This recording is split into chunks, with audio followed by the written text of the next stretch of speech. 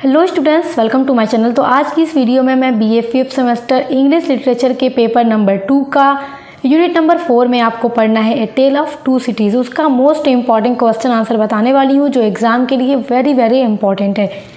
देखिए, जो भी परीक्षाएं होंगी 24-25 में, 25, 26, 27, 28 आने वाले सभी वर्षों में सभी के लिए ये इम्पॉर्टेंट हैं, क्योंकि देखिए ए टेल ऑफ टू सिटीज़ ये जो पूरी नॉवेल है आपके सिलेबस में प्रिस्क्राइब्ड है और इससे जितने भी तरह के इम्पॉर्टेंट क्वेश्चन आंसर बन सकते हैं प्रतिवर्ष एग्ज़ाम में, वो मैं आज की इस वीडियो में कवर करने वाली हूँ।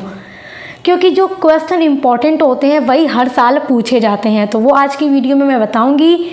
एंड देखिए, आपका जो पेपर नंबर 2 है उसका क्या नाम है, British, American and popular Indian fiction, जिसकी पूरी क्लास चल रही है हमारे चैनल पे और पूरा मैंने कंप्लीट करा दिया है। प्लेलिस्ट मैंने बना दी है, कंप्लीट प्लेलिस्ट 1 से लेकर 8 तक यूनिट आपको हर एक सब्जेक्ट की मिलेगी।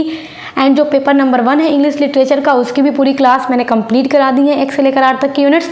एंड अदर सभी सब्जेक्ट की भी क्लासेस चल रही हैं, तो आप विजिट करके प्लेलिस्ट को चेक ज़रूर कीजिएगा। देखिए, सभी यूनिवर्सिटी के सिलेबस में ये प्रिस्क्राइब्ड है, तो फिर चाहे आप किसी भी यूनिवर्सिटी के हैं, आप सभी के लिए ये इम्पॉर्टेंट होगी। देखिए, ए टेल ऑफ टू सिटीज़ जिसको लिखा है चार्ल्स डिकेंस ने, और ये एक ब्रिटिश फिक्शन है क्योंकि चार्ल्स डिकेंस ब्रिटेन के थे। And a tale of two cities का मतलब होता है 2 शहरों की कहानी। टेल मतलब कहानी, टू सिटीज़ यानी 2 शहरों की कहानी, और वो 2 शहर कौन से हैं, पेरिस और लंदन। तो इस पूरे नॉवेल में जो पूरी स्टोरी घूमती है वो पेरिस और लंदन में ही पूरी घूमती है। एक बार कहानी लंदन की दिखती है तो एक बार पेरिस की, और ये एक हिस्टोरिकल नॉवेल है और ये फ्रेंच रिवॉल्यूशन पर पूरी तरह से बेस्ड है। तो चलिए इसके मोस्ट इम्पॉर्टेंट क्वेश्चन आंसर देख लेते हैं जो ऑल यूनिवर्सिटी के लिए इम्पॉर्टेंट है। तो देखिए, आपका फर्स्ट इम्पॉर्टेंट क्वेश्चन है, what is the la guillotine, what is its purpose. Guillotine क्या है? देखिए, जैसा कि a tale of two cities ये एक ऐसी स्टोरी है, एक ऐसी नॉवेल है जिसमें फ्रेंच रिवॉल्यूशन को दिखाया गया है। ये एक हिस्टोरिकल नॉवेल है और पूरे फ्रेंच रिवॉल्यूशन को दिखाया गया है। और जैसा कि मैं आपको बताऊं कि जो गुलोटीन है एक तरह की मशीन होती है सर काटने की। अगर कोई व्यक्ति गलत काम करता है या उसको सज़ा देनी है तो गुलोटीन की मदद से सर काट दिया जाता है। तो और फ्रेंच रिवॉल्यूशन के दौरान इसका बहुत ज़्यादा यूज़ किया गया था। जितने भी क्रांतिकारी थे उन्होंने क्या किया कि जितने भी बड़े सामंत कुलीन वगैरह थे, जो बड़े लोग जो गरीबों, किसान, मजदूर पे शोषण करते थे, जो उनका अत्याचार करते थे, तो क्रांतिकारियों ने गुलोटीन का प्रयोग किया। सभी निरंकुशों को क्या किया कि इसमें उनके सर को उड़ा दिया। जैसे कि इसमें ऊपर से एक ब्लेड गिरता है और नीचे जाके डायरेक्ट सिर पर, गर्दन पे वो ब्लेड गिरता है, जिससे सर जो है पूरे शरीर से अलग हो जाता है। तो इसको यूज़ किया गया था। La guillotine is a machine with a razorless with an axle and a wooden plank under it. It is use to be head by revolutionaries in the French revolution. जैसा कि मैंने आपको बताया कि फ्रेंच रिवॉल्यूशन में इसको use किया जाता था। अगला आपका इंपॉर्टेंट क्वेश्चन है, who is Jerry cruncher. Jerry cruncher कौन है? देखिए, ये क्वेश्चन बड़ा इंपॉर्टेंट है आपके एग्ज़ाम के लिए। Jerry Cruncher is an odd job man for Tellson's bank. Jerry Cruncher Tellson bank के लिए एक अस्थायी काम करने वाला व्यक्ति है। He called himself a resurrection man because he digs up dead bodies and sells them to scientist. देखिए, जो जेरी क्रंचर है खुद को पुनरुत्थान पुरुष कहता है। रिजरेक्शन मैन का मतलब होता है पुनरुत्थान पुरुष। ये अपने आप को पुनरुत्थान पुरुष कहता है क्योंकि वह शवों को उठाता है। बिकॉज ही डिग्स, वो कब्र को खोदता है और उसमें से जो डेड बॉडी होती है, जो शव होते हैं, मृतक शरीर जो होता है, उनको निकालता है एंड उनको सेल कर देता है साइंटिस्ट को, वैज्ञानिकों को बेच देता है। तो जेरी क्रंचर यही काम करता है। अगला क्वेश्चन देखिए, what is the role of Sydney Carton. Sydney Carton का रोल क्या है a tale of two cities में। देखिए, ये जो नॉवेल है a tale of two cities, इसमें सिडनी कार्टन का जो रोल है बहुत इम्पॉर्टेंट और बहुत अच्छा है। देखिए, Sydney carton works with striver, he is in love with Lucy.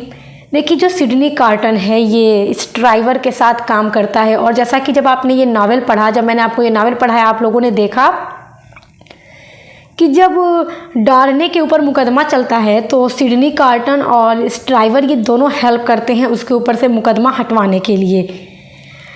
और he is in love with Lucy. Sydney carton है जो वो लूसी से प्यार करता है, बट लूसी लव्स डार्ने, लेकिन जो लूसी है वो डार्ने को चाहती है। देखिए, जो इस नावल में सिडनी कार्टन था या फिर ये जो स्ट्राइवर था या फिर जो डार्ने था, ये तीनों ही लूसी से प्यार करते थे, बट जो लूसी है वो डार्ने से प्यार करती थी। देखिए आगे, देखिए at the end of novel, और नावल के एंड में आप लोगों ने क्या देखा था, ही सैक्रिफाइसेस, किसने, सिडनी कार्टन ने सैक्रिफाइस कर दिया for his beloved and takes place of Darnay who resembles an appearance and beheaded. देखिए, और नावल के एंड में हमने क्या देखा कि जब डार्ने को मौत की सज़ा सुनाई गई थी और गुलोटीन से डार्ने का सर काटना था, तो जो सिडनी कार्टन था वो बिल्कुल डार्ने के ही शक्ल का था, मतलब उन दोनों को देख के कोई फ़र्क नहीं कर सकता था कि कौन है। तो जब डार्ने को जेल में रखा गया था तो सिडनी कार्टन छुपके से जेल में पहुंचता है और उसको बेहोश करके उसके कपड़े खुद पहन लेता है और अपने कपड़े उसे पहना के उसे बाहर जेल से निकलवा देता है अपने दोस्तों की हेल्प से, और खुद वो वहाँ पे बैठ जाता है। और वो ऐसा क्यों करता है, ऐसा क्यों करता है वो इसलिए करता है क्योंकि जो डार्ने है वो लूसी का हस्बैंड है जिससे लूसी प्यार करती है, और सिडनी कार्टन कौन है, जो लूसी को चाहता है। तो उसने, सिडनी कार्टन ने लूसी से वादा किया था कि वो हर उसके बुरे वक्त में उसका साथ देगा, और जब आज उसके हस्बैंड को फांसी देने जाना है, उसको मौत की सज़ा सुनाई गई है, जिसको गुलोटीन से जिसका सर उड़ाना है, तो खुद सिडनी कार्टन अपने आप को अपने प्यार के खातिर सैक्रिफाइस कर देता है, अपने जीवन को त्याग देता है ताकि डार्ने और लूसी एक साथ खुश रह सकें।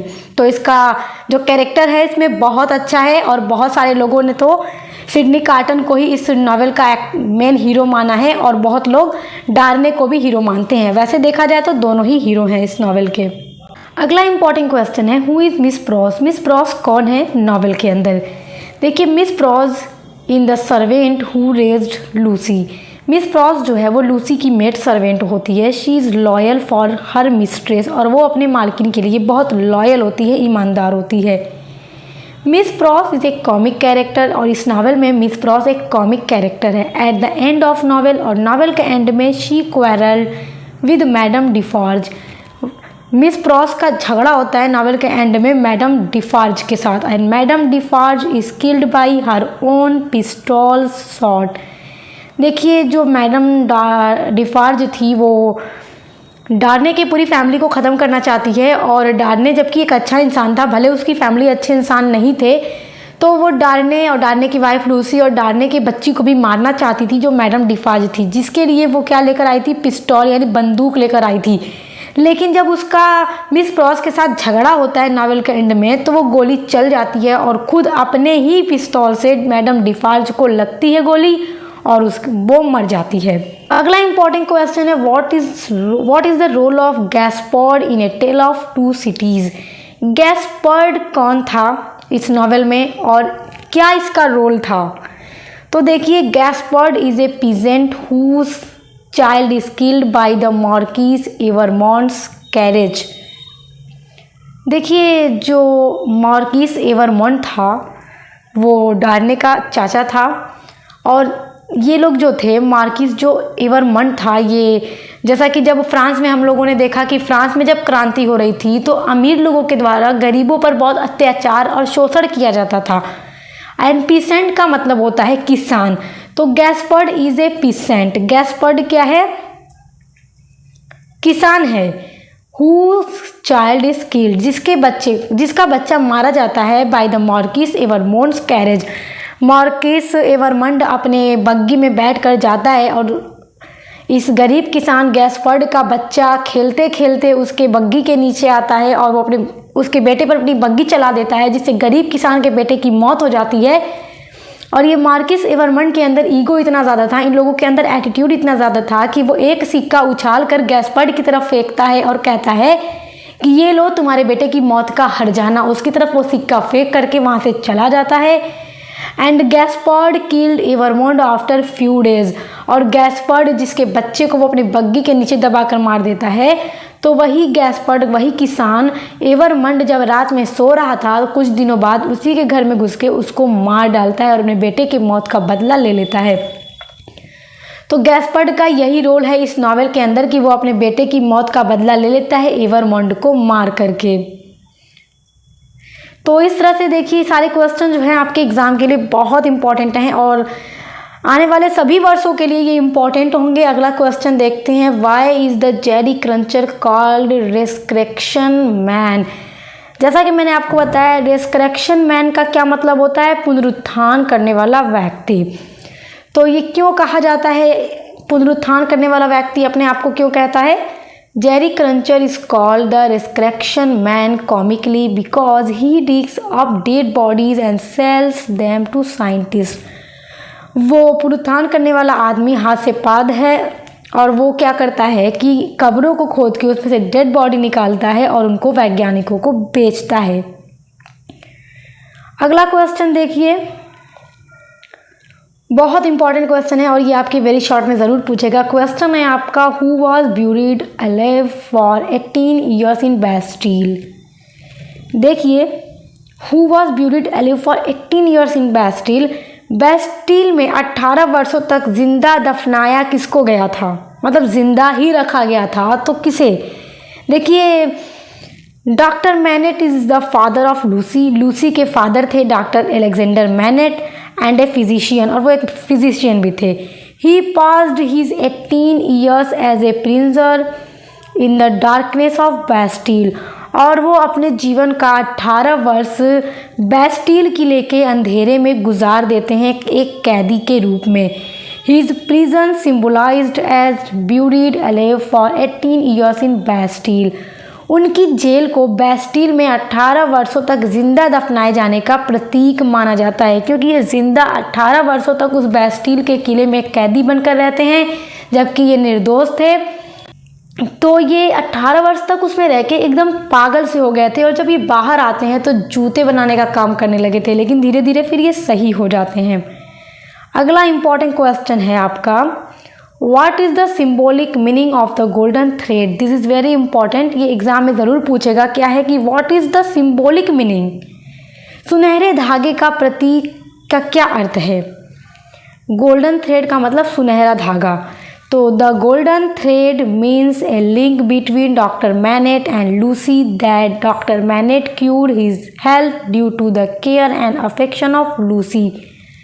सुनहरे धागे का क्या अर्थ है इस नॉवेल में कि डॉक्टर मैनेट और लूसी के बीच की एक कड़ी है, सुनहरा धागा जिसको कहा गया है, क्योंकि डॉक्टर मैनेट जब जेल में 18 वर्ष गुजार कर बाहर आते हैं तो वो पागल से हो गए थे। लूसी की देखभाल और प्यार के कारण ये अपने स्वास्थ्य को पहले की तरह ठीक कर पाते हैं। तो इन्हीं दोनों के बीच की, यानी बाप बेटी के बीच की जो कड़ी है उसी को सुनहरे धागे का प्रतीक माना गया है कि बेटी ने बाप की देखभाल की और बाप फिर से अच्छा हो गया। आइए अब देखते हैं आपका अगला इंपॉर्टेंट क्वेश्चन कौन सा है। अगला आपका इंपॉर्टेंट क्वेश्चन है, हु इज़ मैडम डिफार्ज। देखिए, मैडम डिफार्ज जो है कौन थी। Madame Defarge is a cruel and tireless revolutionary. देखिए, ये एक क्रूर और अथक क्रांतिकारी थी। देखिए, मैडम डिफार्ज और इसके हस्बैंड जो मिस्टर डिफार्ज थे, इन लोगों की अपनी वाइन शॉप थी फ्रांस में, पेरिस में, और ये लोग क्रांतिकारियों की मदद करते थे। जो लोग गरीब किसान थे उनकी ये लोग मदद करते थे कि क्रांति करो, भड़काते थे लोगों की क्रांति करो, और ये जो बड़े लोग हैं कब तक इनका शोषण बर्बाद करोगे, तो ये लोग काफ़ी मदद भी करते थे। बट ये मैडम डिफार्ज जो थी एक्चुअल में विलन थी इस नॉवेल की। She is hatred and bloody thirsty of the aristocracy and Evremonde family, और वो नफरत करती थी और वो खून की प्यासी थी। ब्लड थ्रस्टी मतलब खून की प्यासी थी of the aristocracy and Evremonde family. वो एवरमोंड फैमिली और अभिजात वर्ग का मतलब ऊंची जाति के लोग, क्योंकि फ्रांस में क्रांति क्यों हो रही थी, क्योंकि वहाँ अभिजात वर्ग यानी जो ऊंची जाति के लोग थे, कुलीन, पादरी, सामंत लोग थे, वो किसान, मजदूर, गरीब, मध्यम वर्ग पर शोषण किया करते थे। असमानताएं बहुत ज़्यादा थी फ्रांस की समाज में। तो जो ये मैडम डिफार्ज थी वो नफ़रत करती थी एवरमोंड फैमिली से, क्योंकि एवरमोंड फैमिली जो थी फ्रांस की बहुत बड़ी फैमिली थी और ये गरीबों पर बहुत शोषण करती थी। और ये क्यों बदला लेना चाहती थी एवरमोंड फैमिली से, वो क्यों खून की प्यासी थे उनके, क्योंकि एवरमोंड फैमिली में जो डार्ने था, जबकि डार्ने इस नॉवेल का हीरो है, कैरेक्टर उसका अच्छा था, वो खुद अपनी फैमिली से नफरत करता था कि गरीबों का शोषण ये लोग क्यों करते हैं। तो जो डार्ने के फादर थे और जो डार्ने के अंकल थे, उन लोगों ने मैडम डिफार्ज की बहन का रेप किया था और उसे मार डाला था। और मैडम डिफार्ज के पिता, भाई, सभी को इन लोगों ने मार दिया था। ये मैडम डिफार्ज उस टाइम बहुत छोटी थी तो ये बच जाती हैं। तो ये जब बड़ी होती है तो इसलिए ये एवरमोंड फैमिली के खून के प्यासी थी और अपने पूरे फैमिली की मौत का ये बदला ले रही थी, यहाँ तक कि अपने बहन के रेप का ये बदला ले रही थी और इसने पूरे एवरमोंड फैमिली को ख़त्म भी करवा दिया था। और अब ये बदला लेना चाहती थी डार्ने की वाइफ लूसी एंड डार्ने की जो बच्ची हुई थी उससे, उनको भी मार के, जबकि वो लोग तो बेगुनाह थे, उनकी कोई गलती भी नहीं थी। तो इसलिए ये नॉवेल की हीरोइन है। और इसके हस्बैंड का क्या नाम था? सी इज़ वाइफ ऑफ मॉन्सियोर डिफार्ज, उनकी वाइफ थी, मॉन्सियोर डिफार्ज की ये वाइफ थी और ये नॉवेल की विलेन मानी जाती है, जबकि एंड में ये खुद अपनी ही बंदूक से गोली चलाकर मर जाती है मारने, जबकि ये लूसी को आई थी। अगला इंपॉर्टेंट क्वेश्चन देखिए, who is Monsieur Defarge? Monsieur Defarge कौन है? Monsieur Defarge is a wine shop owner and revolutionary in the Saint Antoine section of Paris. ये भी वाइन शॉप का ऑनर था, इनकी अपनी खुद की वाइन शॉप थी पेरिस में और ये भी क्रांतिकारी थे, ये भी क्रांति में अपना एक अच्छा रोल दे रहे थे। He is servant of doctor MANET before his imprisonment.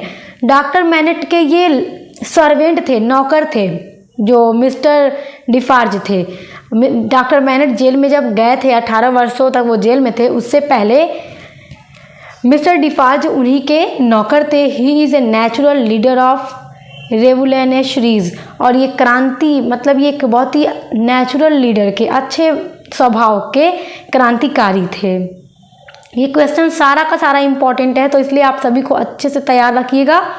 अगला इम्पोर्टेंट क्वेश्चन देखिए, हु इज़ लूसी? लूसी कौन है? देखिए ये क्वेश्चन बहुत ज़्यादा इम्पॉर्टेंट है, क्योंकि देखिए लूसी जो है प्ले की यानी कि नॉवेल की हीरोइन है।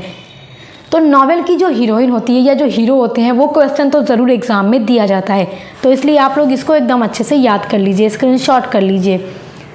Lucy MANET is a young French women who grew up in England. Lucy MANET एक जवान फ्रांसीसी महिला है जो लंदन में पली बड़ी है, इंग्लैंड के लंदन में ये पली बड़ी है। She was raised as a ward of Tellson bank because her parents are assumed dead. देखिए जो लूसी है इस नावल में, उसका पालन पोषण टेल्सन बैंक के एक वार्ड के रूप में किया गया है, क्योंकि ये एज्यूम कर लिया गया था, ये मान लिया गया था कि जो इनके पेरेंट्स हैं वो मर चुके हैं, उनकी मृत्यु हो चुकी है। क्योंकि ये 17 या 18 साल की लड़की है नावल में और इसके पिता पूरे 18 साल जेल में रहे, तो अब ये बच्ची छोटी थी और मान लिया गया कि अब इसके माता पिता नहीं है, तो टेल्सन बैंक के वार्ड के रूप में इसका पालन पोषण लंदन में ही किया गया था।